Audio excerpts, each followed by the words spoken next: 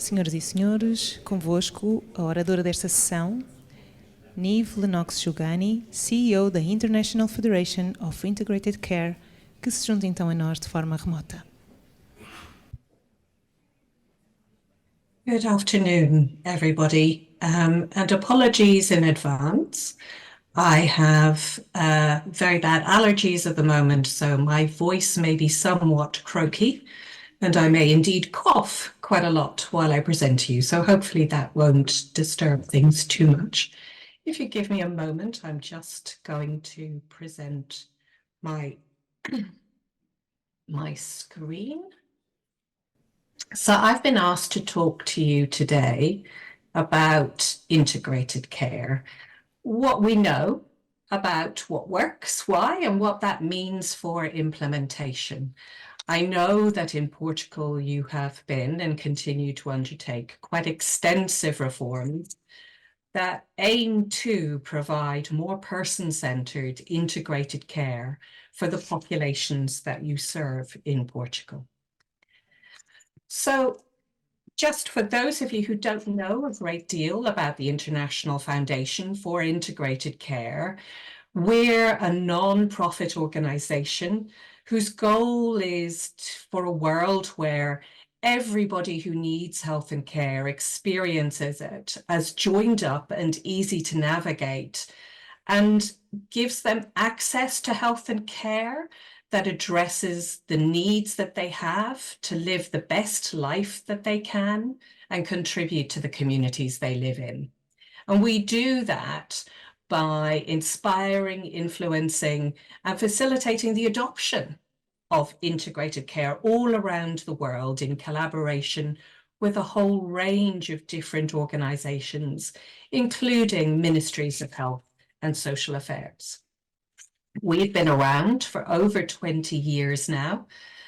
We host an international conference on integrated care every year.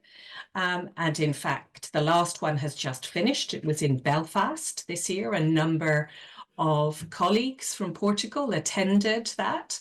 And we were delighted at that conference in Belfast to announce that our conference next year is going to be held in Lisbon, in Portugal. We also host a number of global conferences, and our next one is going to be in Calgary in Canada. All of these conferences are focused on the same thing. Essentially, how do we promote the policies that enable and the practice that delivers care that's integrated for people? We're not a member organization. We welcome all people who have an interest in the promotion of integrated care.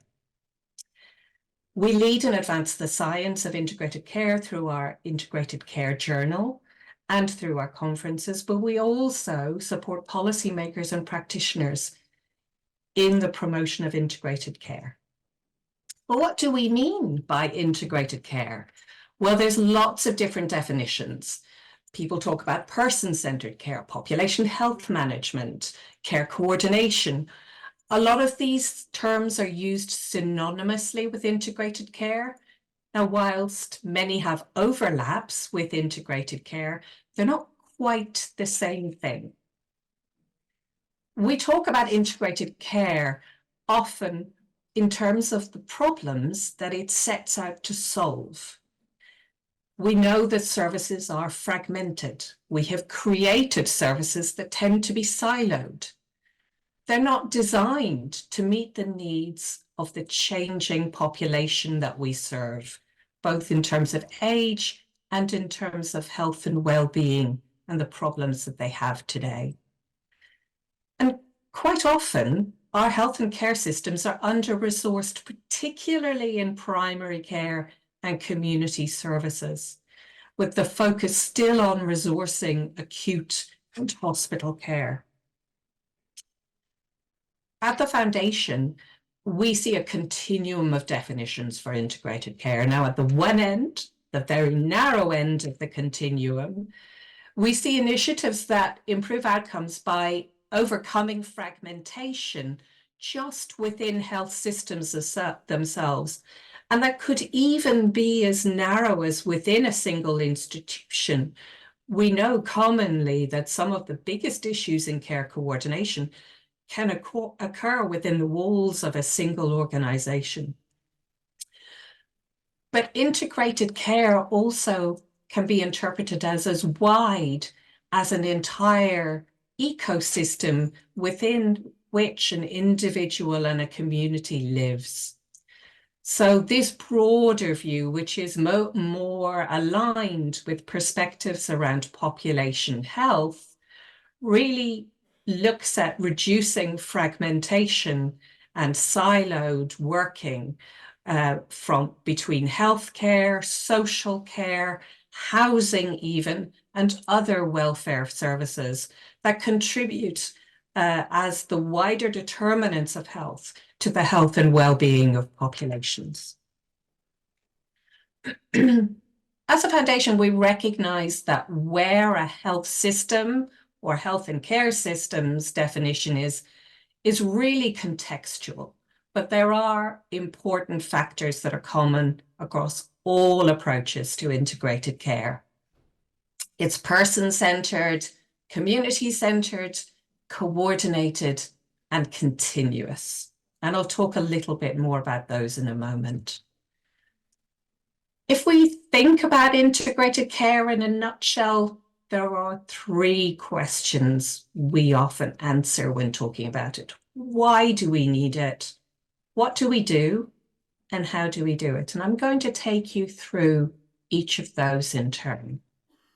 Starting with why. Well, you'll probably all be very familiar with the quadruple aim. Sometimes now people refer to the quintuple aim. So we've added in health equity as a further aim for our health and care systems. But I'm going to focus here just on the quadruple aim for now. We're delivering integrated care because we know already and have increasing evidence that it does deliver better health and well-being outcomes for populations. We also have evidence that it delivers improved clinician experience.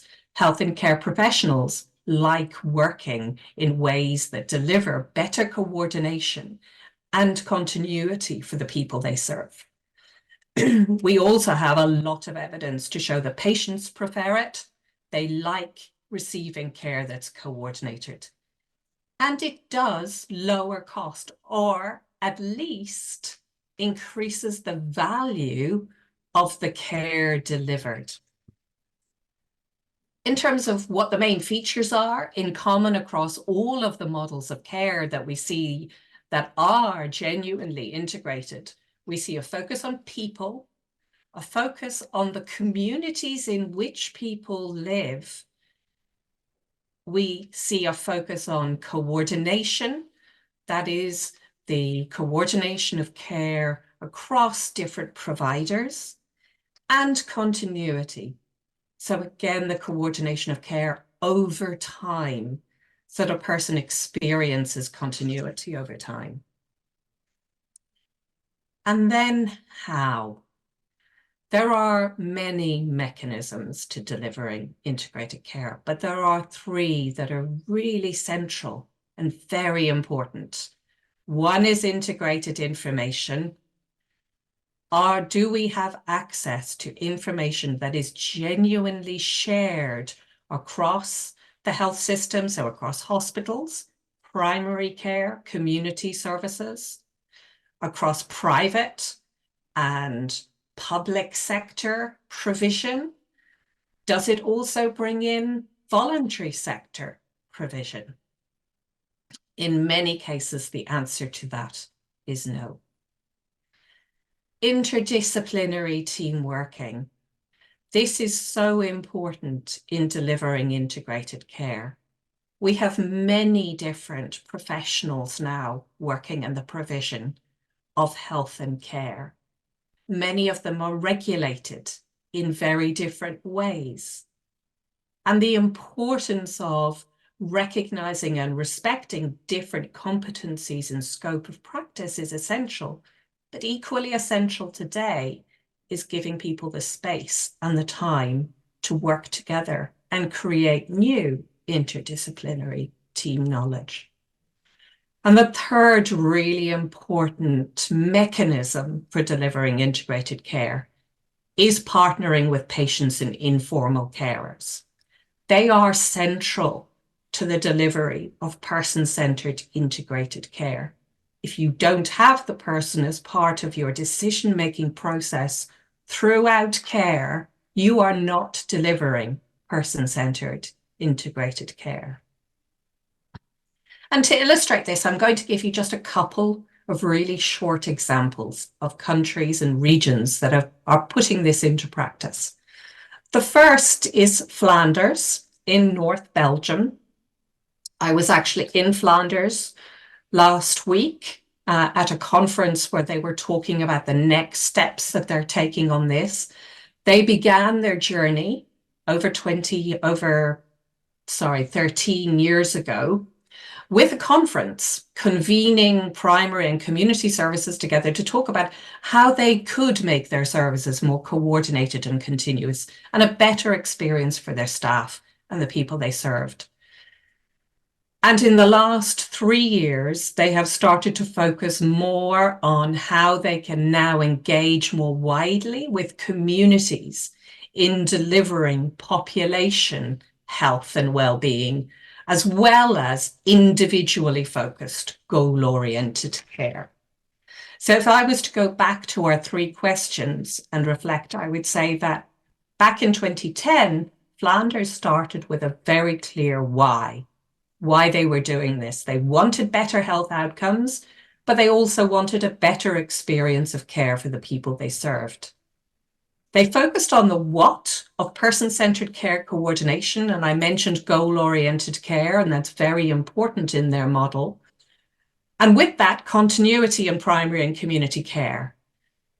Now they're beginning to shift to a focus on communities and recognizing that communities need to input into these models of care as well. And included in that, their hospital system, which has been largely excluded from the model of care up to now. And then on that last, the mechanisms of how, they are now starting to really focus on interdisciplinary team working and what that means in practice, but also integrating information. And they have done a huge amount of work over the last few years to build models of integrated information that provide them with the kind of informational insights they need to be delivering the right care to the right people at the right time. And I think they would say that involving people as meaningful partners in their care is still a work in progress for them. The second country example I'm going to share with you is Ireland. So Ireland has been on this journey for a similar amount of time, but probably at a much slower pace. So it's really only in 2018 that Ireland started to mobilize their move towards integrated care. And that's reflected in the fact that they're probably not quite in the same place in terms of maturity as Flanders is at this point in time. So they have a clear why, which is set out in their reform program, Sláinte Care, which aims to deliver, as I've just said about Flanders, the right care in the right place at the right time, with a focus on integration. So the what is very much focused on person-centered coordination of care and continuity. They started with the older persons population, so people aged 65 and over. They've moved on to people with long-term chronic conditions, and now they're starting to expand to the whole population through what they call the Enhanced Community Care Programme. They have focused on IDT working, integrated information, and involving people as meaningful partners in their care is still at a very early stage. In many ways, they have used mechanisms like the Healthy Cities Initiative that is run by the WHO to their advantage to support particularly involving people and communities in these care models. But integrated information in Ireland remains very immature.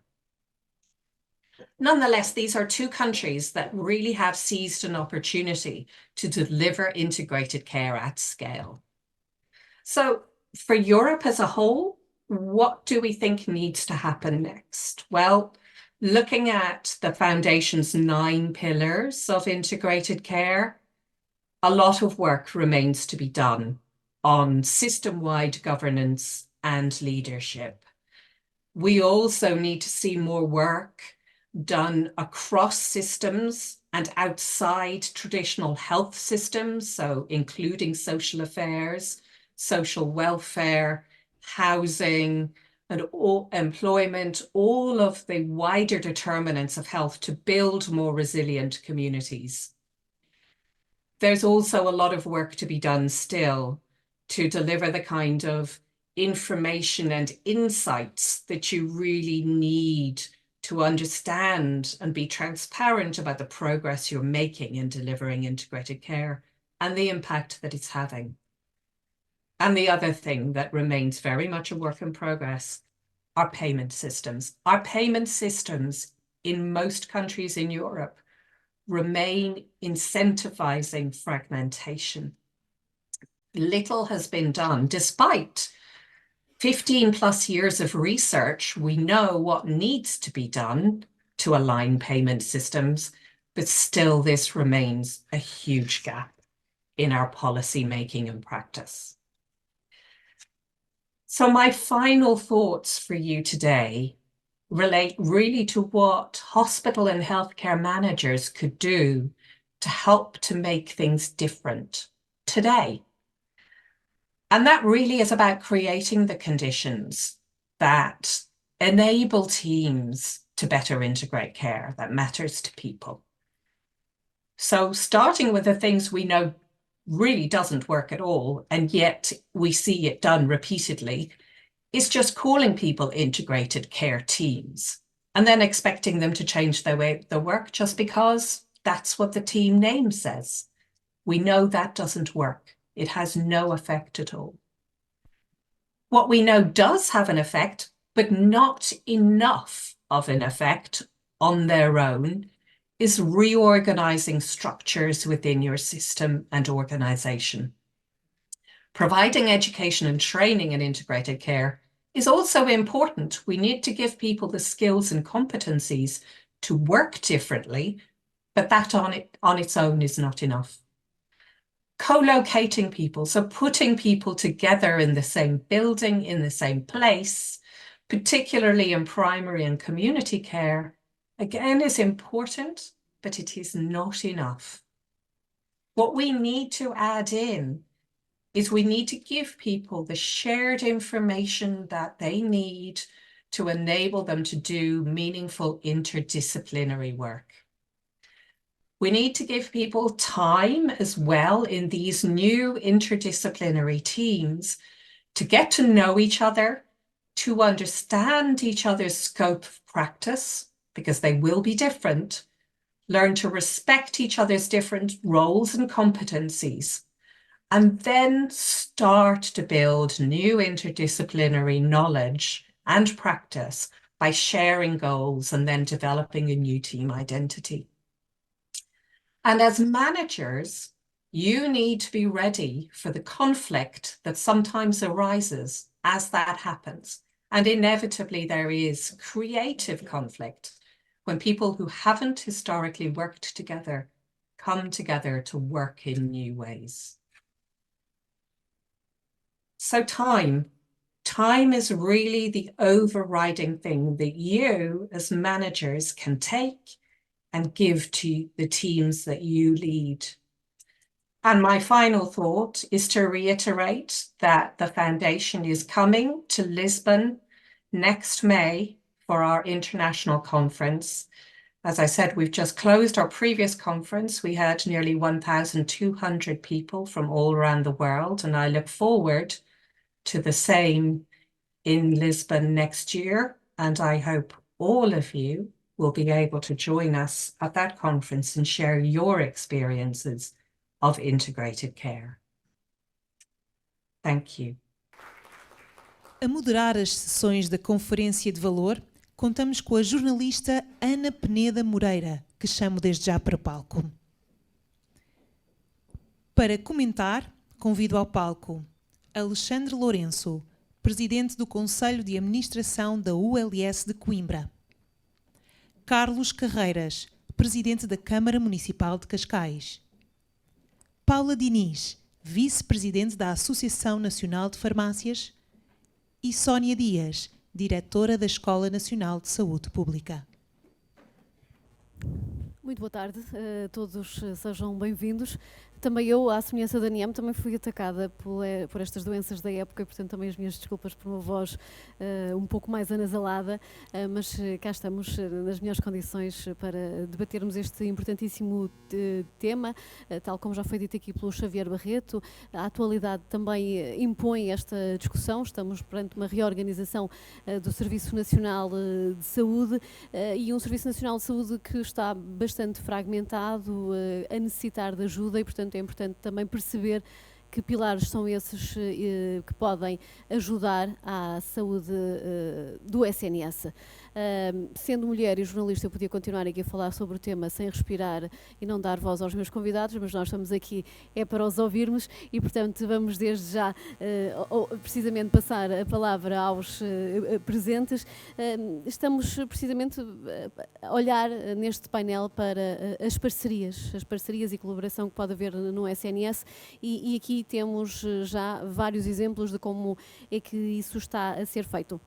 Já lá vamos, mas começaria, pelo menos para já, pelo Alexandre Lourenço, não é porque estamos por ordem alfabética, mas começaria por si, porque de facto acabou de assumir a ULS de Coimbra e pedia-lhe um primeiro balanço para perceber como é que está a ser feita a integração dos cuidados primários e hospitalares, para depois podermos partir mais à frente para a visão de outras parcerias que podem ir para lá daquilo que são os muros do SNS, como diz este tema.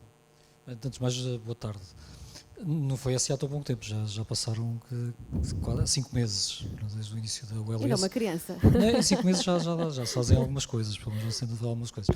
Mas antes de mais também felicitar a APAP por este evento, a Câmara de Cascais naturalmente por o acolher, e é um prazer sempre estarmos a discutir e a encontrar-nos com todos os colegas a discutirmos os temas relevantes para a saúde em Portugal. Em relação à pergunta sobre o ULS de Coimbra, está a correr lindamente. Eu creio que tem sido uma experiência muito gratificante. Eu creio que esta questão de nós pela primeira vez começarmos a falarmos como um sistema de saúde que está muito mais focado também nos interesses da população é bastante relevante. E eu creio que até quando falamos aqui parcerias, eu acho que a primeira parceria que existe, e depois falaremos das fora dos muros da ULS, é a parceria com os profissionais de saúde. E o primeiro acordo que fizemos com os profissionais de saúde foi logo em janeiro abrirmos o programa Integrar Mais, que foi perguntar aos profissionais de saúde como é que integramos cuidados. E perguntarmos e lançámos esse desafio e imediatamente, em cerca de 2 semanas, apareceram 55 candidaturas. O único requisito que nós definimos foi de ter essas candidaturas, esses projetos, terem que ter pessoas dos cuidados primários e dos cuidados hospitalares. E a verdade é que muitas pessoas que apresentaram projetos nunca não se conheciam ou nunca tinham estado juntas. E a verdade é que apareceram essas 55 candidaturas, dessas 55 selecionámos 12, que depois foram apoiadas também para o seu desenvolvimento num workshop. E depois dessas 12 acabámos por selecionar 3 projetos que estão em implementação e eu creio que aí demonstra bem esta vontade que os profissionais de saúde têm para colaborar. Depois, por outro lado, temos estado muito empenhados no desenvolvimento de percursos clínicos integrados, mais uma vez uma parceria com os profissionais, que é perguntar a pessoas dos cuidados primários, dos cuidados hospitalares, médicos, enfermeiros, assistentes sociais, farmacêuticos, administradores hospitalares, nutricionistas, um conjunto de profissionais, a perguntar-lhes como é que podemos integrar cuidados para condições específicas e tem sido gratificante sentir da parte das equipas, já temos 3 percursos aprovados atualmente para diabetes, para a insuficiência cardíaca e para as doenças crónicas respiratórias, asma e DPOC, e o que os profissionais nos dizem é que tem sido desafiante, é evidente que há discussões nos grupos, saber o que é que se faz, como se faz, onde é que os doentes são tratados, mas sempre uma grande vontade, uma de cumprir os prazos que o Conselho de Administração determina, que sempre muito apertados, mas essencialmente de trabalhar em conjunto e veem essa mais-valia para melhorar os cuidados dos doentes. E já vamos ver ao pormenor como é que esses projetos estão a ser feitos. Terão percebido que estão a passar aqui agora umas perguntas. Estas perguntas são para o público. Nós não estaríamos aqui se não estivessem na plateia, portanto também queremos a participação de todos, não só nas respostas a estas perguntas, conseguem aceder através da plataforma, mas também no final, se quiserem colocar algumas questões. Portanto, eu vou só recordar o que é que estamos a questionar neste painel, o que entendem por integração de cuidados, é uma pergunta em aberto, e outra também para uma resposta segundo a vontade de cada um, portanto não há aqui uma escolha múltipla, com que entidade o SNS deve estabelecer parcerias para potenciar a integração de cuidados. Eu vou tendo essas respostas em tempo real e também darei conta aqui de qual é a visão da plateia relativamente a estas duas questões e os oradores também poderão pronunciar-se sobre esses resultados. Portanto, mais uma vez peço então a colaboração de todos. Em parte, como eu dizia, este painel responde já a esta pergunta de com que entidades é que o SNS pode eventualmente estabelecer parcerias. Carlos Carreiras, estamos em Cascais e, como dizia o Xavier Barreto, Cascais é uma cidade com uma autarquia que já está a trazer a saúde para lá daquilo que são os muros do SNS. Quero-me falar que projeto é este que estão a desenvolver aqui na autarquia. De alguma forma a senhora vereadora há pouco deu aqui algumas linhas orientadoras, mas gostava que nos explicasse o que é que está a ser feito. Muito obrigado, muito boa tarde a todos, sejam bem-vindos a esta Casa de Cultura, a Casa das Histórias Paulo Arrego e aqui ao auditório Maria de Jesus Barroso. Em primeiro lugar, uma declaração de princípio e também de defesa. Trata-se de matérias de que eu não sou de todo conhecedor. O que para mim não é uma novidade, porque nunca tive que abordar tantos temas que não sei, como agora enquanto Presidente de Câmara, porque de facto a diversidade é muito grande. Ganhei, como qualquer político, truques, e portanto quando não sei, falo do que sinto ou falo das experiências que vou vivendo. Nesta questão em concreto, nós chegamos a uma conclusão, fruto também do que aprendemos e da experiência que tivemos, nomeadamente com a pandemia que durante muito tempo havia muitos comentadores, aliás, devemos ser o país com mais comentadores por metro quadrado que existe, porque estamos numa lógica do achismo, o que é mau em termos de comunidade, pelo menos é o que eu penso, mas, de facto, na pandemia havia muitos comentadores dizer que tinham tido uma situação positiva, havia aspectos positivos, e eu confesso que tive desde o primeiro dia no terreno e não vi nada de positivo na pandemia. A começar porque estávamos completamente desconhecedores de tudo aquilo que nos estava a atacar enquanto comunidade. E aí não era só eu, era em geral muitos daqueles que tinham responsabilidades e que tinham necessidade de fazer uma intervenção sobre esta matéria. Dentro deste processo chegámos a uma conclusão de que, isso depois de muitas experiências, de que havia uma questão muito simples, é de que isto é uma questão estrutural do país, que eu penso que tem que ser abordada de fundo, em que há dois ministérios de forma permanente a nível da nossa estrutura governamental que são poder e oposição ao mesmo tempo. Portanto, fazem parte dos mesmos governos, mas comportam-se como se fossem oposição e poder um em relação ao outro. Ora, isto levou, e esses ministérios é o Ministério da Saúde e o Ministério da Solidariedade Social. Isto levou, por exemplo, na pandemia, eu já o disse isto publicamente, não posso provar nem posso quantificar, mas houve muita gente que morreu por via desta situação de oposição entre os dois ministérios, porque basicamente entramos num sistema em que cada um descartava para o outro um conjunto de situações que lhes diziam respeito, ou pelo menos, não sei se dizia respeito a um ou respeito ao outro, mas que aos dois certamente dizia respeito, e E neste caso em Mas quer concreto... dar-nos um exemplo, porque imagino que daí vai justificar de alguma forma a criação deste plano em Cascais. Um exemplo para que percebamos Não, basta que ver os conflito surtos de que nós interesses tivemos nas ERPs, nos lares, para perceber que a capacidade de resposta a tudo isso ficava dividida entre saúde e solidariedade social, porque de facto não estavam coordenados. Ora, nesta perspectiva, o que nós consideramos é que devia-se montar um serviço local de saúde e de solidariedade social, em que nós tínhamos capacidade, a partir da autarquia, de convocar um conjunto de entidades, de players, que estavam associados a todos estes movimentos e, com isso, conseguir também cumprir um objetivo, que é um objetivo mais macro e estratégico do Conselho, que é desenvolver não só a democracia representativa, que é aquela que eu faço parte, sou eleito supostamente para representar um conjunto de cidadãos, mas evoluir nos sistemas de democracia colaborativa, em que cada um consegue aportar para um fim que é comum, para um resultado que se pretende atingir, toda a sua especialização, todo o seu conhecimento e toda a sua experiência. Dentro disso, nós temos vindo a desenvolver essa matéria, porque quando estamos a falar neste processo e quando estamos a falar, nomeadamente, do Serviço Nacional de Saúde, naquilo que é a minha experiência, e como disse, não tem base alguma científica, nem sequer de conhecimento técnico ou profissional, mas de facto o que nos parece é que a grande questão de fundo é da organização.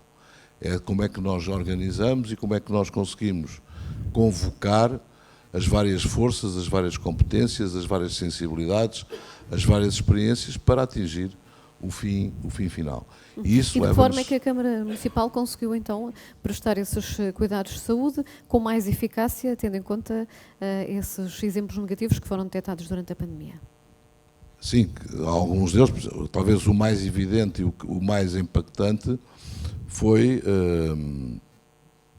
de nós criarmos, ou seja, tínhamos um problema, que é um problema generalizado no país, que tem a ver com falta de medicina familiar.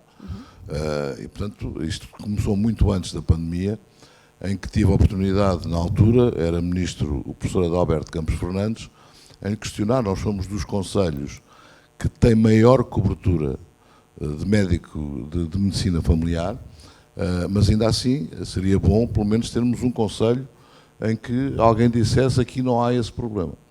E começámos, e a resposta que me foi dada na altura é que o problema estava a nível de equipamentos, de instalações. E, portanto, ok, então, mas e se a Câmara construir esses equipamentos? E se o Estado assumir, o Estado Central assumir o compromisso de não só os equipar, como os dotar de recursos humanos, e assim foi. E construímos, e portanto, sob a orientação sempre do Ministério da Saúde, até porque não tínhamos competência para definir, nem tínhamos os dados e a base de dados para definir onde é que eram necessários esses mesmos centros de saúde, e construímos, e neste momento estamos a concluir o compromisso com o novo Centro de Saúde de Cascais, porque também na prioridade que foi dada, tinha que ser dada pelo Ministério da Saúde, foi dada pelo Ministério da Saúde, e portanto reforçámos em duplicação um Centro de Saúde em São Domingos de Rana, construímos um novo que está a funcionar já em Carcavelos, e agora estamos a construir o terceiro, que em breve, tão em breve quanto possível, esteja também concluído, espero eu, que no verão do próximo ano. Ora, mas eu creio que aqui estamos sempre a falar do apoio da autarquia ao SNS e neste não, caso... mas já vou lá chegar a uma questão que foi simples, é que...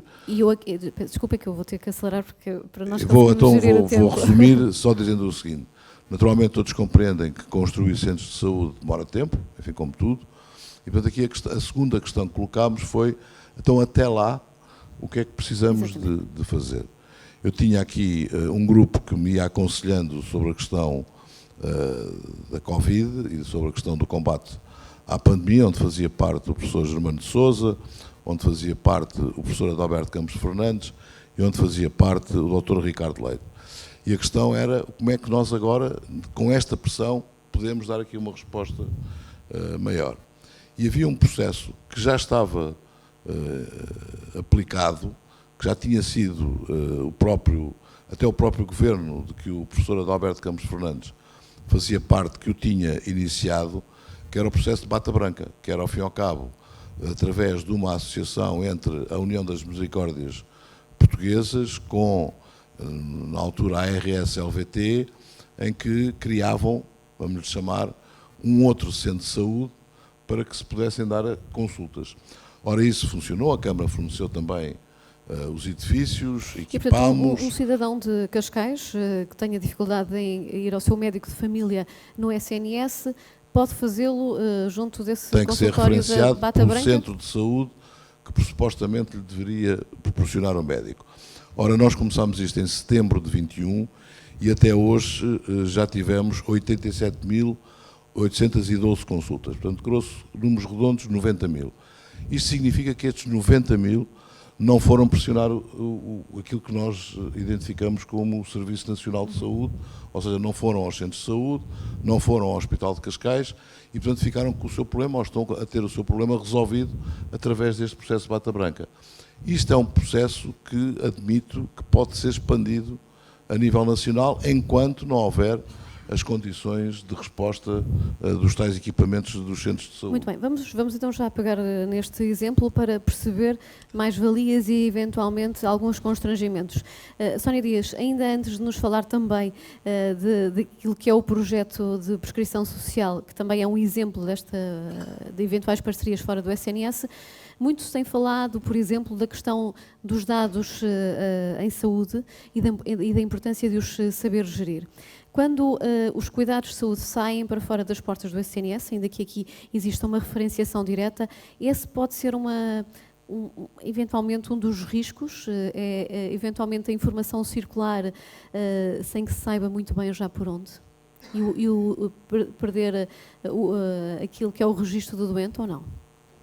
Alexandre Lourenço, já vou assim. Não sei, se preferir responder... Obrigado. Não, eu creio que este tipo tem que haver aqui algum cuidado, ou não é um extremo cuidado com a questão dos dados dos doentes, não é? Mas isso também não é nada que não seja impossível de resolver. Nós continuamos até com algumas parcerias com algumas autarquias que também prestam cuidados e que desenvolvem este tipo de programas e naturalmente existe um cuidado extremo também com esta matéria. Continuamos até a apoiar até em termos atualmente de meios para que esses tipos de respostas funcionem, mas tem que existir claramente um cuidado extremo com os dados dos doentes. Porque mas também não é algo médico estranho atende fora do SNS não consegue carregar automaticamente naquilo que é a ficha do utente dados sobre essa consulta? No âmbito das parcerias que nós temos, podemos desenvolver esse tipo de estratégias que existe uma partilha de dados. Não parece que isso seja impossível ou todo insolúvel. Agora é evidente que é essencial que exista alguma integração de dados. Aliás, uma dimensão da integração dos cuidados de saúde é a partilha dos dados da saúde, caso exista naturalmente a autorização do doente. Mas essa é uma dimensão importante. E, portanto, quando pensamos nestas parcerias para lá daquilo que são as paredes do SNS, elas não podem ser totalmente desligadas do SNS, correndo aqui o risco de eventualmente o doente poder sair prejudicado naquilo que possa ser um atendimento futuro. Nós estamos a falar essencialmente aqui de cuidados personalizados, ou seja, diretos ao doente, mas as parcerias vão muito para além disso, reparem. Nós atualmente, eu não tenho o Dr. Carlos Carreiras como parceiro, mas tenho 21 municípios. E a estratégia que temos com os 21 municípios é também, quer deles participarem no desenvolvimento do nosso plano estratégico. Aliás, as primeiras pessoas que foram convocadas, o pedido de contributos foi aos 21 municípios com quem trabalhamos. E depois, por outro lado, existe também um contributo no desenvolvimento do Plano Municipal de Saúde, que é um trabalho em conjunto da Unidade Local de Saúde e do município. E isso vai muito para além da prestação de cuidados de saúde direta, porque o LS em si e o modelo que nós queremos desenvolver vai também no âmbito da promoção da saúde, da prevenção da doença, e há um papel extremo que as autarquias têm neste tipo de processo. Aliás, é impensável desenvolver hoje algum tipo de estratégia de prevenção da saúde sem existir uma parceria extensa com as autarquias. Depois, por outro lado, há outras dimensões que hoje já pela força da lei somos obrigados, que é da transferência de competências. A gestão dos edifícios, dos cuidados de saúde primários são geridas pelas autarquias e aí também tem que existir uma parceria extensa. Mas, mais uma vez, as parcerias vão para além do setor público, vão também com o setor social. Eu creio que das grandes peças que nós temos, até aprendemos até pelas palavras do Dr. Carlos Carreiras, os problemas maiores que nós temos hoje é de ligação entre o setor saúde e o setor social. Eu fiquei muito feliz hoje de saber que existe uma intenção de que a Rede Nacional de Cuidados Continuados Integrados seja gerida unicamente pelo Serviço Nacional de Saúde ou pelo Ministério da Saúde. E isso é uma boa notícia, porque a incapacidade que nós temos de referenciar doentes e o tempo e a burocracia que demora a referenciar doentes, particularmente para média e longa duração, é inaceitável. Nós continuamos, não sei se a Paz vai divulgar os dados durante estas conferências, continuamos a ter dados inaceitáveis de doentes a aguardar resposta da Rede Nacional de Cuidados Continuados e doentes à espera de semanas, se não meses, à espera de resposta. E aí sim há uma parceria extensa com o setor social que é importante assegurar. Era mesmo isso que eu me referia, portanto, a questão do setor social dá-me deixa para voltar à Sandra, à Sónia Dias, peço desculpa, porque de facto a prescrição social Portugal, que é o projeto que a Escola Nacional de Saúde Pública está a apoiar, é de facto um enorme exemplo de como o SNS se pode apoiar em várias entidades, não necessariamente entidades ligadas à saúde diretamente, à parte médica. Quer explicar-nos um pouco o que é que está a ser feito? Sim, muito boa tarde. É também um gosto grande poder participar neste painel. E estava, de acordo com a sua pergunta, quase tentada a seguir aqui um pouco a lógica da nossa apresentadora do why, do what, do how, e na verdade o why, porque é que a prescrição surge? A prescrição surge talvez por 3 ou 4 contextos que nós sabemos que são extremamente relevantes, mas que são depois na prática muito difíceis de operacionalizar. Um deles é o impacto de todos os determinantes sociais na saúde. Sabemos de grande evidência que o impacto é muito grande e que a capacidade de resposta a esses determinantes sociais é difícil. Sabemos também, há um estudo muito interessante no Reino Unido, que foi o país que iniciou esta iniciativa da prescrição social, que cerca de 80% dos problemas de saúde são problemas sociais e emocionais da vida prática e só 20% são de facto problemas mais ligados a questões clínicas e que grande parte das vezes a prescrição surgiu num primeiro contexto, no contexto de facto da medicina geral e familiar, que as respostas que muitas das vezes estes profissionais têm para dar ao seu cidadão, ao seu doente, ao seu utente, como lhe quisermos chamar, são muitas das vezes diminutas e pouco satisfatórias relativamente a estas mesmas necessidades. Por outro lado, ouve-se também falar muito da questão dos cuidados centrados no cidadão, mas sabemos todos que é muito difícil a operacionalização efetiva. Estava a ver até aqui algumas das respostas dos cuidados centrados nas necessidades e no cidadão. Sabemos isto há muitos anos, é muito difícil de implementar. E, portanto, e depois esta visão da integração de cuidados e a prescrição social é, de facto, uma estratégia de integração de cuidados talvez um pouco mais inovadora e vai no sentido exatamente destas necessidades do terreno, como o Dr. Carlos Carreiras estava a falar, que é exatamente esta necessidade de integrar o setor saúde com o setor social, cultural, desportivo e, portanto, todos os setores que, na verdade, contribuem tanto ou mais para a saúde do que propriamente o setor, ou única e exclusivamente o setor saúde, e muitas das vezes esta necessidade de atuar de forma intersetorial, que é também extremamente difícil, porque nós continuamos a trabalhar em silos. E em termos de resultados, já é possível medir as consequências desta prescrição social? Eu creio que muitas vezes há a ideia de que a prescrição social poderá ser uma resposta, sobretudo para problemas ligados à psicologia ou à psiquiatria.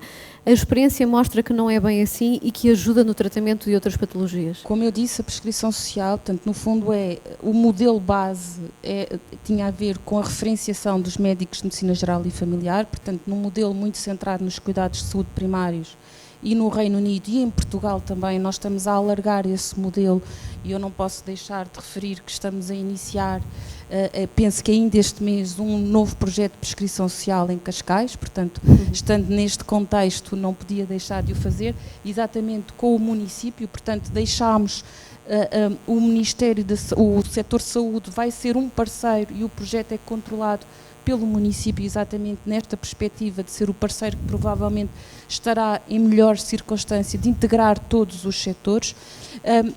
E na verdade, e portanto alargámos um pouco os modelos da prescrição social. Estamos neste momento também a trabalhar já nos cuidados hospitalares em alguns hospitais, procurando perceber como é que este modelo também pode ser integrado.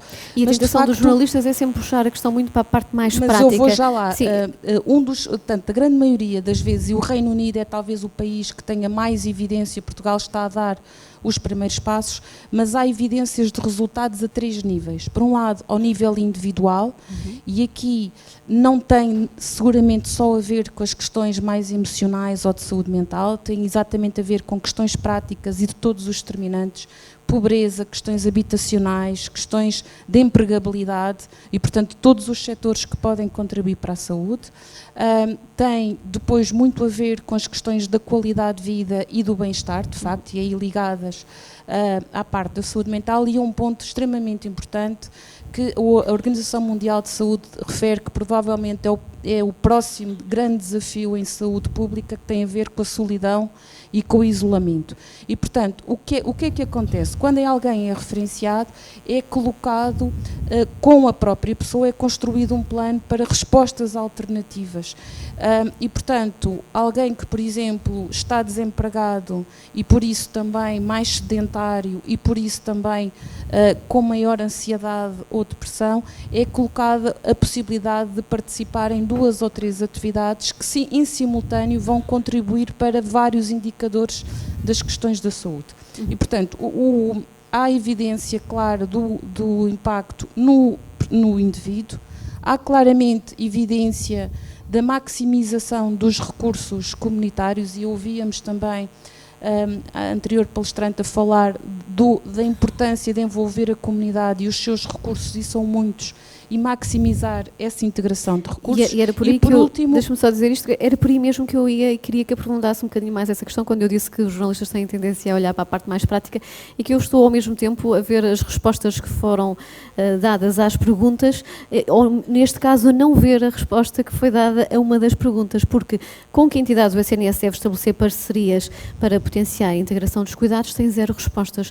Aparentemente a plateia ou faltou criatividade ou não consegue perceber quais são os parceiros possíveis para este tipo de iniciativas. E era por aí que eu gostava que nos trouxesse esse pragmatismo ao debate, que é que parceiros podem ser esses que ajudam nesses benefícios que já estão Os parceiros são todos aqueles que estão na comunidade, e muitas das vezes são parceiros sociais, com respostas sociais, são parceiros como as misericórdias, as juntas de freguesia, que têm muitas respostas no terreno, são parceiros do terceiro setor, são parceiros, por exemplo, que é uma questão muito interessante, que foi uma surpresa para nós, que foi a possibilidade de ser ele próprio, a pessoa voluntário, e portanto este altruísmo também de apoiar a sua comunidade.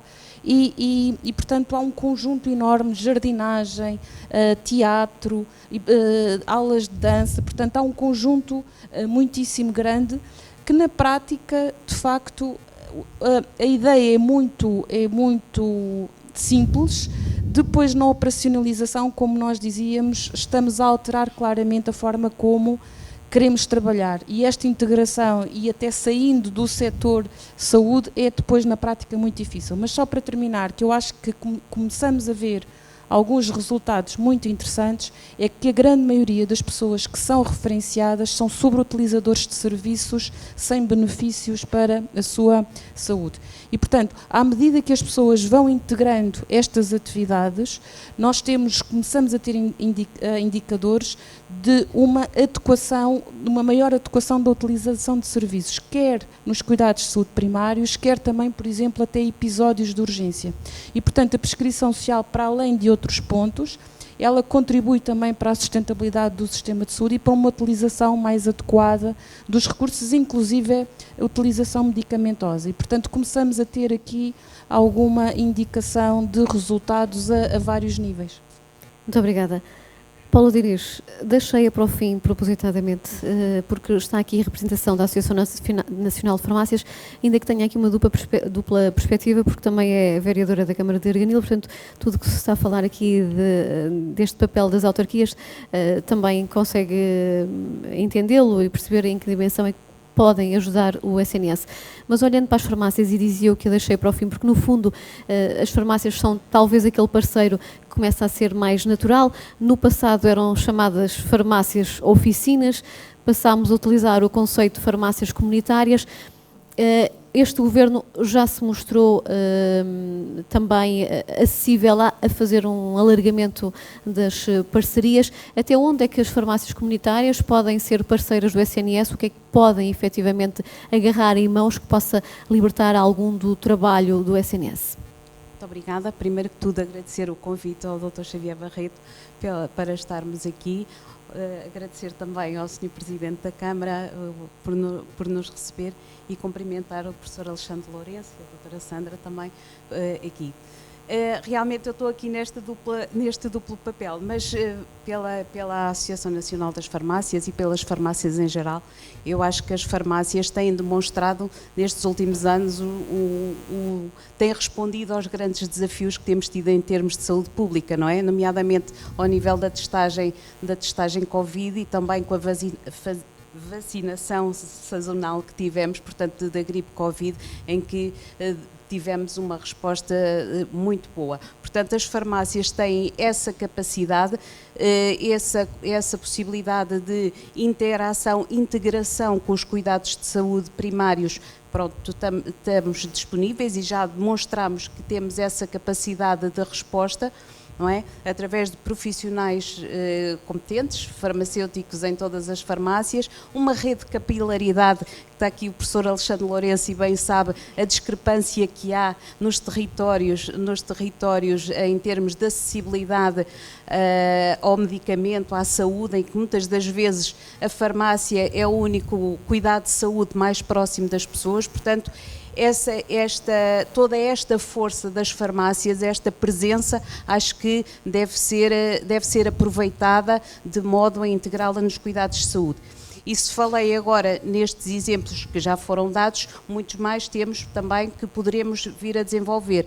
Nomeadamente, posso aqui referir outros serviços que podemos fazer a nível de rastreios no âmbito de uma política nacional de rastreios, Covid, VIH, testes de hepatite, cólon retal, portanto, estamos disponíveis para contratualizar e também sermos parceiros nessa disponibilização desses serviços, que todos sabemos que a detecção precoce é fundamental, e a diminuição da taxa de mortalidade, obviamente, associada a estas patologias.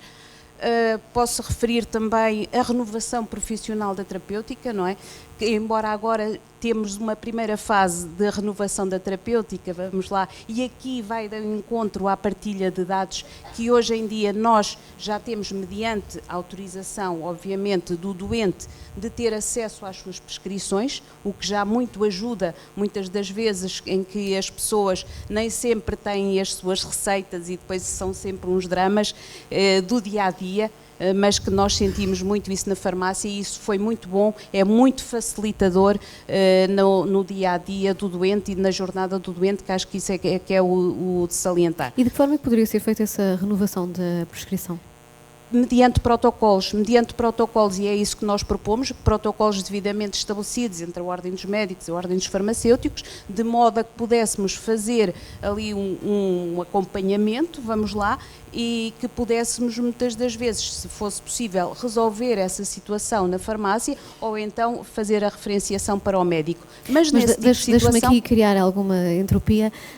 De alguma forma, num SNS que muitas vezes está tão sobrecarregado, o doente crónico não vai à consulta ao fim de 6 meses, só volta ao fim do ano, não haverá aqui o risco, se a prescrição passar a ser renovada pelas farmácias, eventualmente as consultas que permitem seguir esse doente de uma forma mais cuidada serem alargadas, ser quase um convite a que haja um maior esquecimento relativamente a esse doente? Não de todo, porque este acesso às prescrições só permite que as farmácias cedam medicação para 2 meses. precisamente para que as pessoas venham à farmácia, seja avaliado a sua situação clínica.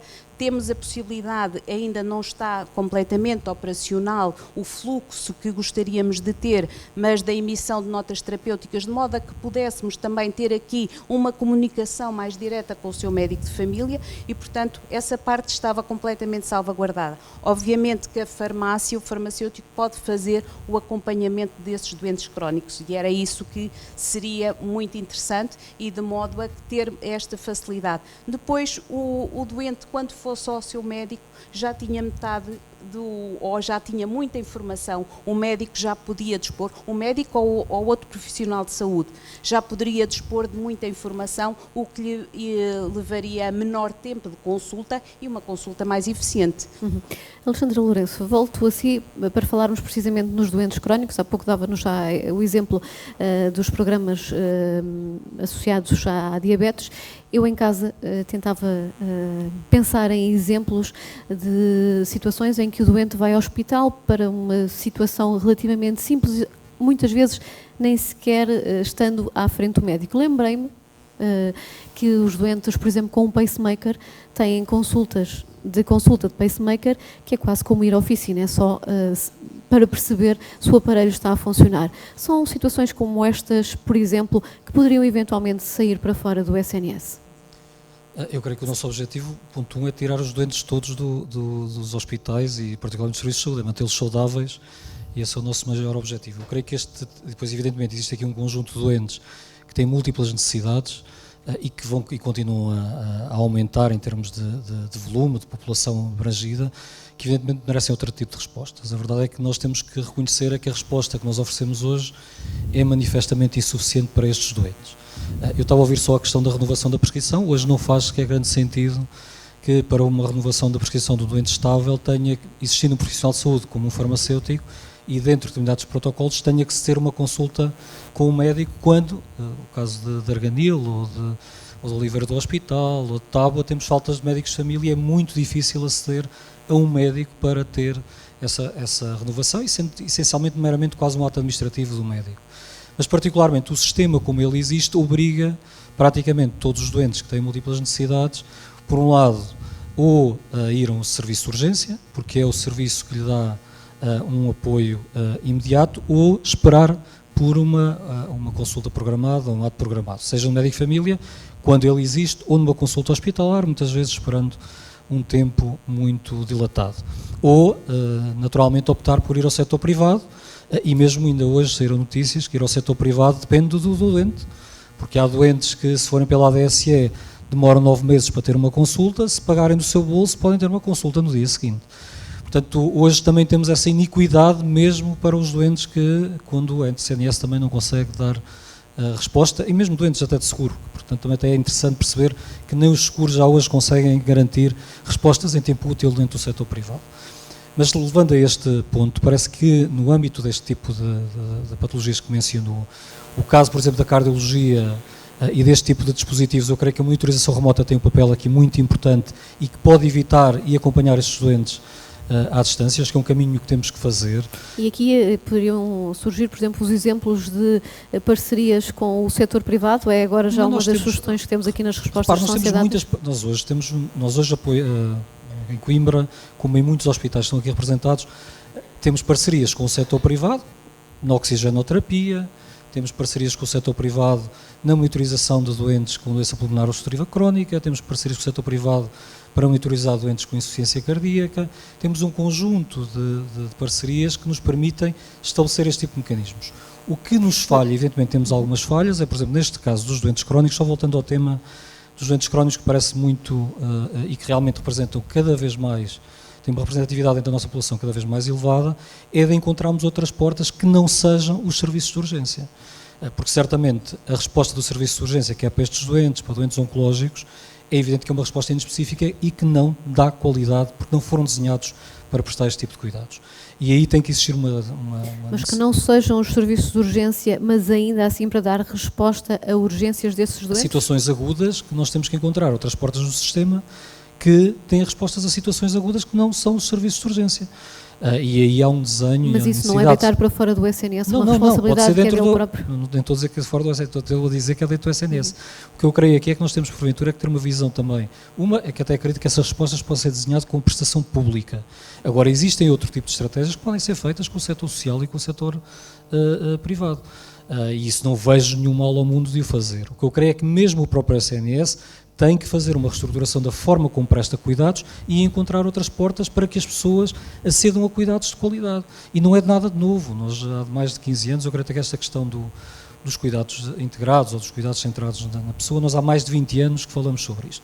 Eu creio que muitas vezes todos nós concordamos, a questão, porventura, é nos meios que nós temos ou da forma como o implementamos. Essa é que é a grande questão, porque parece que todos concordamos que o sistema de saúde ou o sistema social, ou como o sistema social se organizou, não é propriamente as gavetas que criou para tratar de nós e para nos acompanhar, não são propriamente as gavetas que servem a cada um de nós. E daí que existe esta necessidade de integrar cuidados e encontrar outras formas. Agora, creio que mesmo da componente hospitalar e dos cuidados de saúde primários e dos cuidados extra-hospitalares, há uma necessidade de reestruturação da forma como prestamos cuidados e que não podemos ficar presos. É um sistema que está organizado como estava há 50 anos, que é serviços verticalizados nos hospitais, cuidados primários com o médico de família isolado. Esta discussão que é um pouco absurda, se não devemos trabalhar mais em parceria com os cuidados primários e com os cuidados hospitalares, como um medo que aconteça alguma coisa ao médico de família, como se nós não estivéssemos a trabalhar em prol do doente todos em conjunto, e como nós não tivéssemos que encontrar estratégias para nos desenharmos em função das necessidades do doente. Não é o doente que deve se desenhar, e cada um de nós, ao sistema como ele está organizado. Mais, como ele está organizado, volto a repetir, há cerca de 50 anos. Portanto, se há algum sistema que tem que mudar, talvez os doentes vão mudando, as pessoas vão mudando, eu vou mudando, estou cada vez mais velho e mais careca, certamente preciso de encontrar outra forma e do sistema lidar comigo. Carlos Carreiras, começou por fazer aqui uma crítica ao governo e à forma como muitas vezes se articula. Olhando para esta temática das parcerias para lá daquilo que são as portas do SNS, pensa sempre nas possibilidades como algo que tem que derivar do SNS e de alguma forma numa lógica em que é o Serviço Nacional de Saúde que orienta e continua de alguma forma a supervisionar o que acontece com os parceiros, ou, por exemplo, no caso das autarquias, esta prestação de cuidados pode ser feita de forma autónoma, eventualmente até com investimentos próprios, isto sem querer entrar, obviamente, na temática que vamos debater no painel seguinte. Eu não consigo interpretar se está dentro do SNS ou se não está dentro do SNS. Não é? Ou seja, mesmo o Bata Branca está completamente inserido no SNS, que é um conceito do SNS que, permita-me que eu derive de algo que é uma coisa, uma casa fechada, cinzenta, que só quem está no Ministério da Saúde é que define o que é o SNS. E só assim pode consumir essa parceria? Ou seja, sim, mas temos falado dos planos de saúde coisa. Municipais. Nós, quando estamos eles podem existir sem ter a ligação ao SNS? Não, nós fazemos a prevalência de estar sempre ligados ao SNS, naquilo que é entendido, pelo menos porque estou a perceber das suas palavras, daquilo que entendo que é o SNS. Agora, isto é muito mais alargado. E não fazemos isto. Temos aqui uma outra metodologia, que é fazermos sempre uma junção entre o que nós denominamos as academias do saber com as academias do fazer. E, neste caso, as academias do saber, e, nomeadamente, está aqui todo este processo que a Câmara começou já há muitos anos atrás, ao identificar que a saúde era um pilar prioritário na nossa atuação autárquica, nós tivemos a preocupação de entrar em contacto com a Escola Nacional de Saúde Pública, está aqui o professor Francisco Ramos, que foi quem nos ajudou no início, para nos dar indicadores de toda a ordem, sendo que a preocupação à época, já não me recordo em que ano é que foi, mas já foi há muitos anos, eram preocupações que não têm nada a ver com as de hoje. As de hoje são muito mais, em maior número e muito mais acentuados. Portanto, e agora estamos, quer dizer, não é por acaso que a nova Medical School vem também para o Conselho de Cascais e que, em cima da nova Medical School, há a AED, que é uma escola de pós-graduação, onde, lá está, voltamos a juntar a Associação Nacional de Farmácias, a própria Misericórdia de Lisboa, a Universidade Nova de Lisboa, portanto, a Faculdade de Medicina da Universidade Nova de Lisboa, e também neste caso o grupo CUF, o grupo MEL. Portanto, termos aqui uma perspectiva é de que onde é que queremos pôr o foco do que queremos resolver. É no sistema, ou é na pessoa, ou é no doente. Não é? Portanto, e a partir daqui tudo começa a fazer ou não sentido. E, portanto, nós acreditamos que era a pessoa, por exemplo, há pouco quando eu falava do SL3S, que é o Serviço Local de Saúde e Solidariedade Social, ninguém pode acreditar que uma pessoa que passa fome está bom de saúde. Já não é uma questão de qualidade da forma como se alimenta, passa fome. Quer dizer, uma pessoa com fome não está bom de saúde, não pode estar bom de saúde. Portanto, tem esta derivação. Como ninguém pode acreditar que, se não tiver um conjunto de hábitos e de práticas, nomeadamente atividade física, pode aspirar a ter uma saúde boa, muito especialmente nos últimos anos de vida, sendo que cada vez estamos a viver mais, e graças também ao SNS, estamos a viver mais, mas a questão que se coloca é qual é a qualidade desses últimos anos de vida. Portanto, há um conjunto de questões, e deixa-me só para terminar, porque provavelmente já não terei outra oportunidade. Vejam as coisas que fazem sentido, que não fazem sentido. Nós tivemos há poucos tempos notícias nos telejornais de os bombeiros a queixar-se porque tinham ambulâncias paradas nos hospitais. E, portanto, aqui, para um Presidente de Câmara, isto é uma coisa impensável. E chegámos a uma conclusão que é tão simples quanto isto. Não fazia sentido ter um veículo de 20, 30 mil euros parado num hospital que não dava apoio à restante população, quando na verdade era só preciso nós comprarmos macas para os bombeiros, aconselhámos que tipo de macas é que eram precisos, comprámos macas e na altura, salvo erro, foram 10 macas por corporação de bombeiros e resolveu-se o problema. Mais tarde acontece um outro problema, que era continuavam as ambulâncias a estar à porta do hospital. Reunido com o hospital e reunido com os bombeiros e com os outros parceiros que podiam integrar isto, porque é que isto acontece? Falta mais macas? Quer dizer, pela minha experiência, era a pergunta que se colocava. Não, o problema são os doentes sociais. Não é? Se me tirarem de lá os doentes sociais todos que nós temos capacidade de resposta. Ora, uma pergunta, porque a minha área é de gestão, a primeira pergunta foi, mas quanto é que custa um doente social num hospital? E deram-me o valor, 2.000 e tal euros, se não estou em erro. E quanto é que custa pagar para que esse doente social possa ir para uma casa de retaguarda, que nós tínhamos tido essa experiência na Covid? Portanto, como veem, portanto, a minha licenciatura nas áreas médicas vem tudo da Covid, porque foi quando foi mais pressionante. Custava 1.000 e tal euros. E foi a telefonar para uma ministra e dizer, olha, o governo é o mesmo, mas tem dois bolsos diferentes. Tem um bolso da saúde e tem o bolso da segurança social.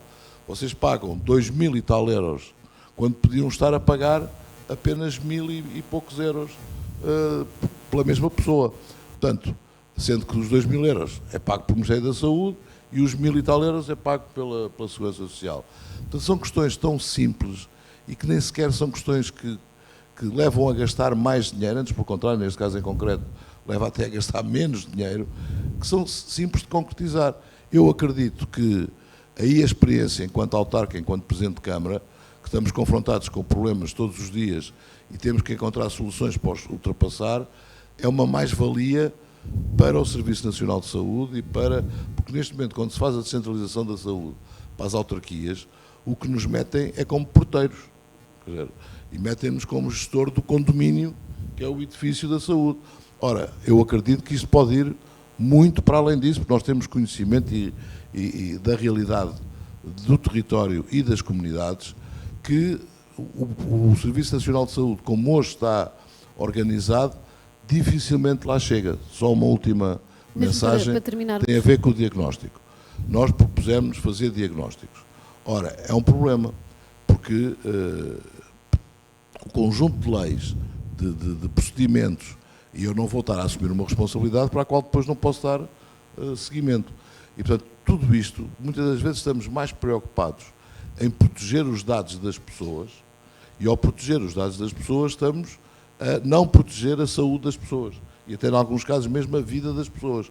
Portanto, Há aqui um conjunto de Isso conceitos seria que outra têm que ser questão, Carlos Carreiros, reequacionados. que nos levaria uma tarde inteira. Sónia, voltando a si para conseguir terminar esta ronda, o Carlos Carreiros acabou por responder nesta reta final à pergunta que lhe tinha colocado e permite-me lançar-lhe uma outra, ou seja, esta noção de que a saúde também passa muito pelo social, nomeadamente pela condição social, e já o demonstrou isso ao falar do projeto da Escola Nacional de Saúde Pública. Existe também que haja uma formação em saúde a outros níveis para outros profissionais. Eu creio que isso também está a ser feito neste projeto de prescrição social, que outros profissionais é que é necessário formar para que possam ser parceiros na saúde, ainda que trabalhando nas áreas a que estão afetos. Sim, a rede de prescrição social Portugal é uma rede que pretende exatamente ter parceiros dos vários setores, de maneira a que se consiga integrar, digamos assim, todas as atividades. E, como estava a dizer, portanto, tem municípios, tem, por exemplo, a Associação dos Administradores Hospitalares, a ANF, e, portanto, fomos, de alguma maneira, a direção executiva do SNS, portanto, fomos, de alguma maneira, já integrando nessa rede, e estava a ver aqui, provavelmente temos parceiros em todas as parcerias que dão resposta aqui para a integração de cuidados.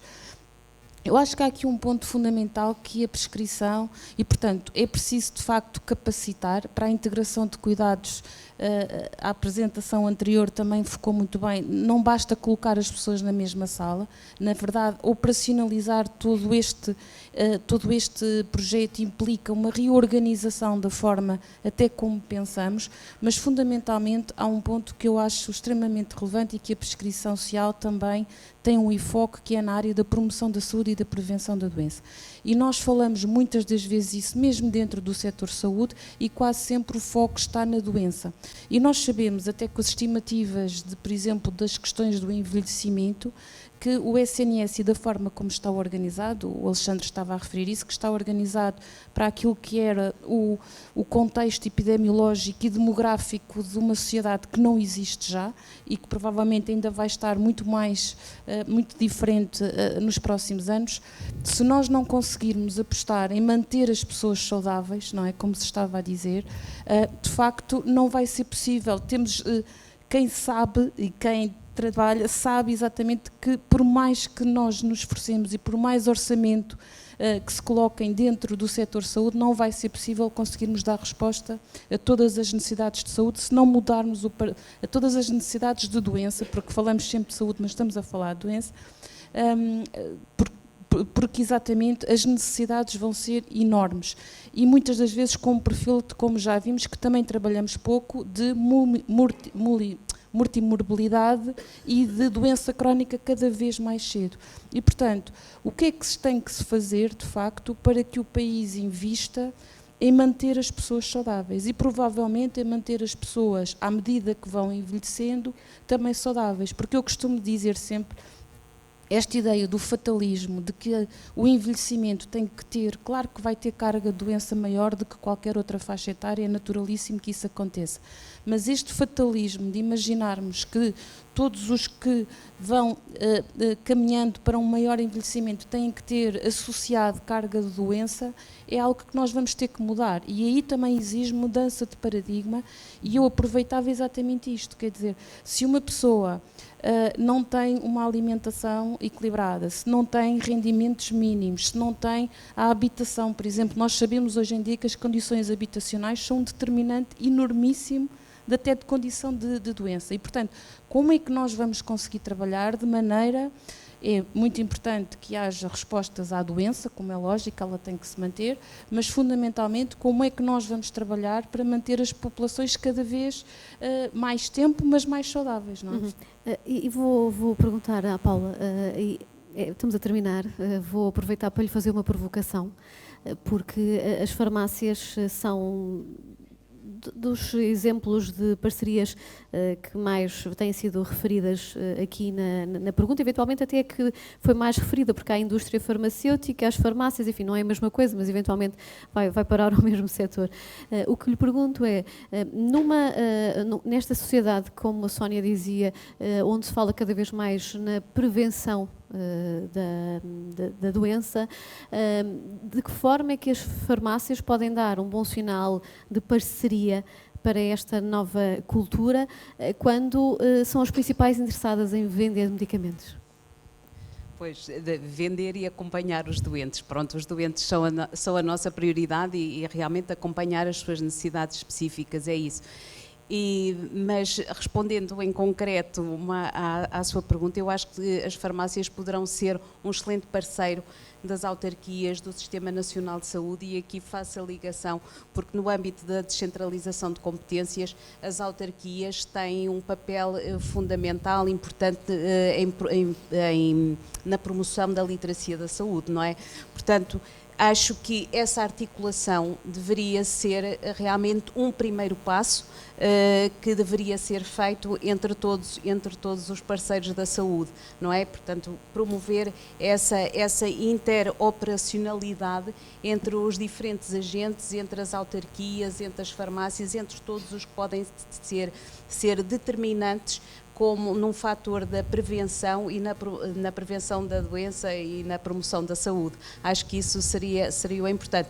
Mas aqui só referir que para que tudo isto funcione, é preciso esta interoperacionalidade entre todos e é preciso também este registro aos dados em saúde também, de modo a que, obviamente, mediante diferentes níveis de acesso, que acho que isso tem que ser sempre salvaguardado, mas que permita o fácil acompanhamento da jornada do doente. Acho que isso é que é o principal.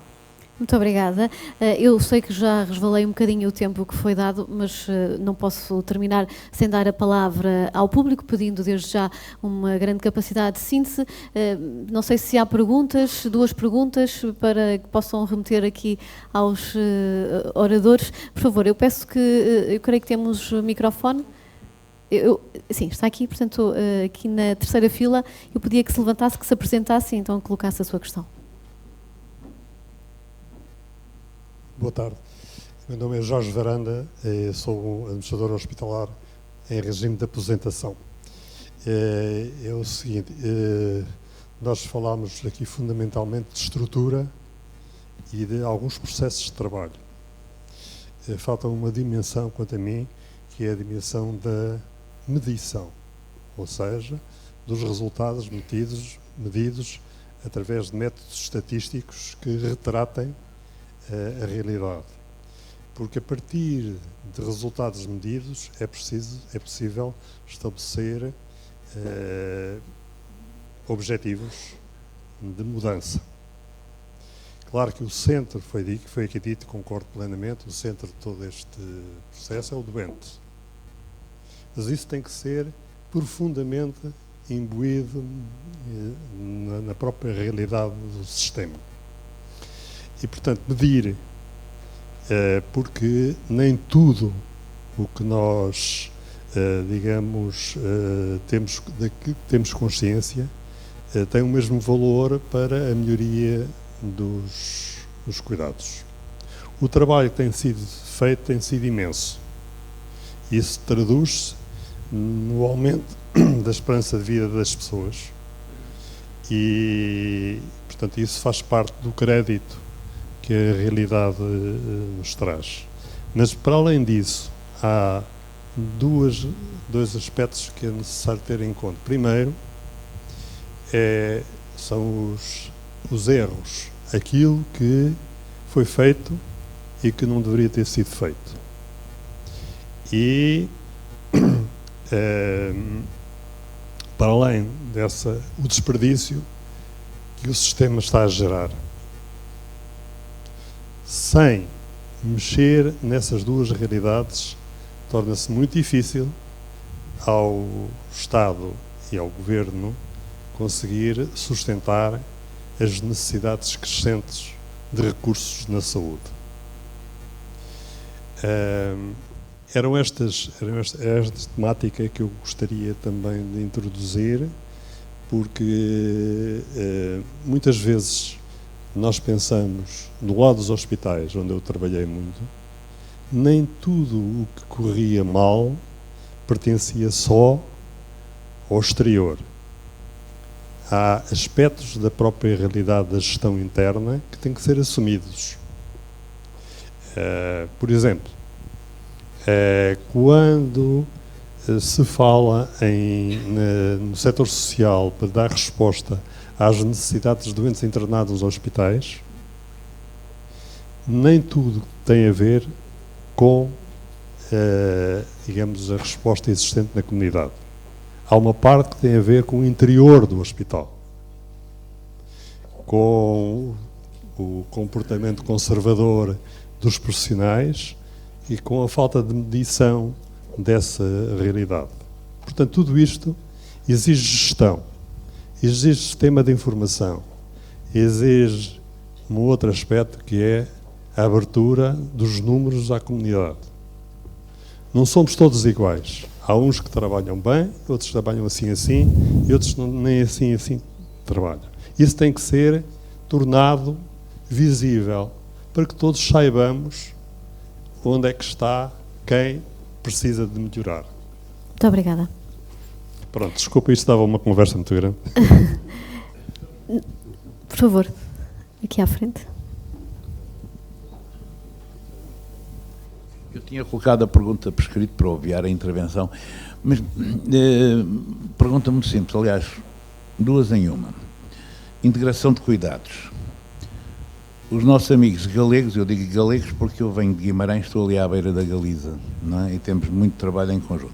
Consideram que o elemento vertebrador, palavras deles, o elemento vertebrador da integração de cuidados é um sistema de informação único, unificado, porque uma coisa é única, outra coisa é unificado, e acessível a todos os prestadores de cuidados de saúde, sejam públicos, sejam privados, sejam sociais.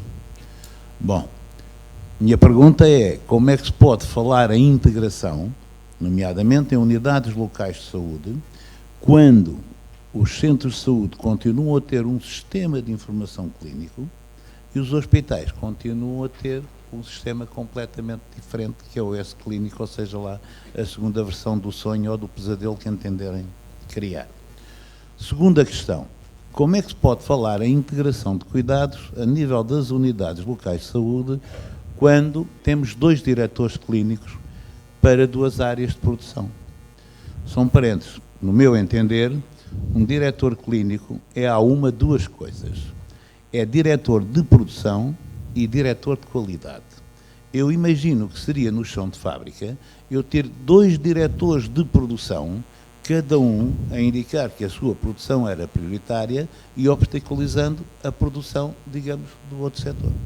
Portanto, como é que nós podemos falar em integração de cuidados, como estamos a falar, cuidados primários, cuidados hospitalares, continuados, contínuo, o contínuo está ali a Adelaide, sabe muito bem, melhor que nós, o que é que isto significa. Quando temos 2 diretores de produção, 2 diretores clínicos, não sei se isto é para satisfazer corporativismo, se é para satisfazer seja lá o que seja, mas do meu ponto de vista, isto tem todas as condições para correr mal. E normalmente, o que tem condições para correr mal, corre mal. É da vida. Alexandra, 1 minuto para nos explicar se de facto sente um diretor só de parte da produção. Muito rápido. Eu creio que o ponto 1 é que a integração é um caminho. Ela não começou, nem começou a 1 de janeiro com as unidades locais de saúde, nem vai terminar a 31 de dezembro com o final do ano. É um caminho que se faz, é um caminho que se percorre, é um caminho que temos de fazer juntos. E isso mesmo, a integração, é também sabermos a falar todos uns com os outros. E eu concordo também até com o Dr. Varandas, já agora para comentar, que é a questão da medição e da importância de nós medirmos o que estamos a fazer. E todos nós, como gestores, sabemos isso melhor do que ninguém, que temos que medir os resultados do que estamos a fazer. Eu posso falar das diretoras clínicas que trabalham comigo, que são duas, felizmente duas senhoras, que são quase siamesas, portanto não vejo problema, uma mais alta que outra diferente, mas certamente trabalham muito bem uma com a outra, e a expectativa naturalmente é que cada vez mais, eu não sei se viu o filme da Mosca, não é, que deu um resultado negativo, mas na prática é que evidentemente depois progrida com o tempo, com o avançar dos modelos para uma direção clínica única, mas podíamos falar até de quantas direções hoje temos paralelas nas organizações de saúde a trabalhar ao mesmo tempo e com poderes distintos, não é? Portanto, Eu creio que aqui a questão mesmo é de cada vez mais termos um caminho, sabemos que temos de trabalhar em parceria com as autarquias, com as farmácias, com a academia e certamente vamos conseguir prestar melhores cuidados de saúde à população. Muito obrigada. Só para dar conta das respostas que foram dando ao longo desta sessão, também podem ver os resultados aqui nas nossas costas. Com que entidades o SNS deve estabelecer parcerias para potenciar a integração dos cuidados? Falámos aqui das autarquias, das farmácias, também dos hospitais privados, mas há aqui outras sugestões, como, por exemplo, as comissões de utentes, também as associações de utentes, unir os esforços com todos. Esta seria uma outra discussão, de que forma é que a sociedade, através do seu feedback, pode contribuir também para este tema. Corporações de bombeiros, farmácias, lares de idosos e, claramente, também aqui muitas sugestões a remeter-nos para a questão do social, muito associado também aos problemas que se vivem na saúde. Não estamos a ver agora as respostas à primeira pergunta, mas pelo que fui vendo, todas elas iam no sentido de colocar o doente no centro da questão. Elas aqui estão, focar nas necessidades do doente, organizando os cuidados de saúde nesse sentido, sinergia entre, entretanto estava a ler, sinergia entre diferentes níveis de cuidados, mantendo o doente no centro da atenção, busca pela eficiência e gestão da saúde, percurso integrado do doente, portanto sempre o doente com as suas necessidades no centro para que se possa encontrar a melhor resposta. É isso que esta plateia também entende dos cuidados integrados. Eu dou por terminado este painel, agradecendo aos 4 a vossa presença e colaboração e vamos prosseguir com os trabalhos.